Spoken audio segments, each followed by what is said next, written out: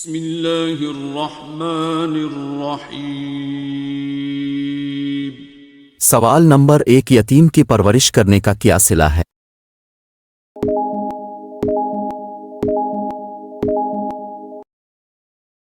جواب، یتیم کی پرورش کرنے والا جنت میں آپ صلی اللہ علیہ وسلم کے ساتھ ہوگا۔ حوالہ بخاری شریف، حدیث نمبر 6005۔ سوال نمبر 2، والد یا والدہ کافر یا مشرک ہوں تو ان کے ساتھ بھلائی کر سکتے ہیں یا نہیں؟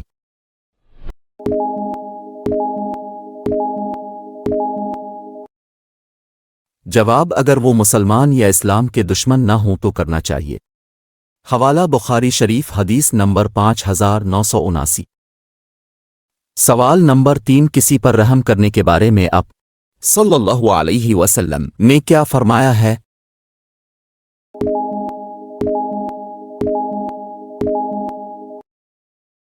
جواب، آپ صلی اللہ علیہ وسلم نے فرمایا ہے کہ جو رحم نہیں کرتا اس پر اللہ رحم نہیں فرماتا۔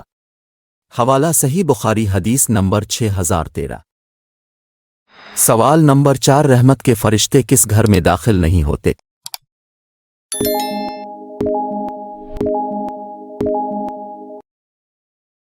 جواب، آپ صلی اللہ علیہ وسلم نے فرمایا ہے کہ جس گھر میں کتا یا تصویر ہو۔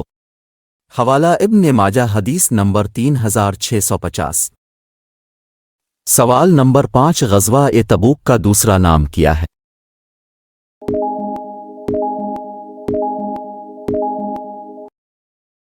جواب، غزوہ تبوک کا دوسرا نام غزوہ اسرت ہے۔ حوالہ صحیح بخاری، حدیث نمبر 4677۔ سوال نمبر 6، کس جانور کا کھانا اور لیٹ بھی میزان میں تولا جائے گا اور اس پر ثواب بھی ملے گا؟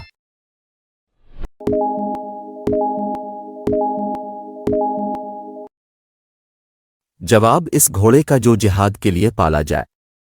حوالہ صحیح بخاری، حدیث نمبر 2853۔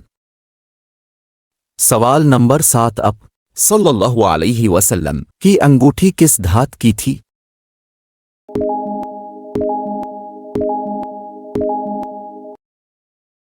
جواب، آپ صلی اللہ علیہ وسلم کی انگوٹھی چاندی کی تھی۔ حوالہ صحیح مسلم، حدیث نمبر 5476۔ سوال نمبر 8، کیا پینے کی چیزوں میں پھونکنا منع ہے؟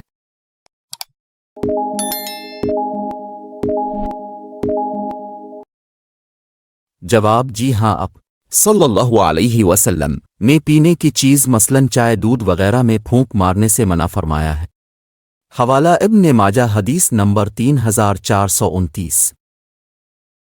سوال نمبر 9، وہ کون سی جگہ ہے جہاں جس طرف بھی رخ کر کے نماز پڑھنا چاہیں پڑھ سکتے ہیں؟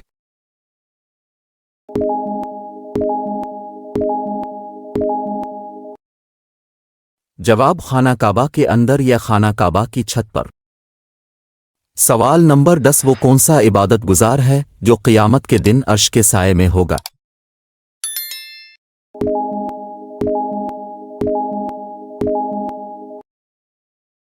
جواب، وہ نوجوان جس نے اللہ کی عبادت میں جوانی پائی۔ حوالہ صحیح بخاری، حدیث نمبر 6806۔ اس ویڈیو میں دیے گئے سوالات کے جوابات علامہ نفیس احمد صدیقی کی زیر نگرانی قرآن و حدیث اور مستند اسلامی کتب سے دیے گئے ہیں، لہذا اس چینل کو لائک، سبسکرائب اور شیئر کر کے ثوابی جاریہ حاصل کریں۔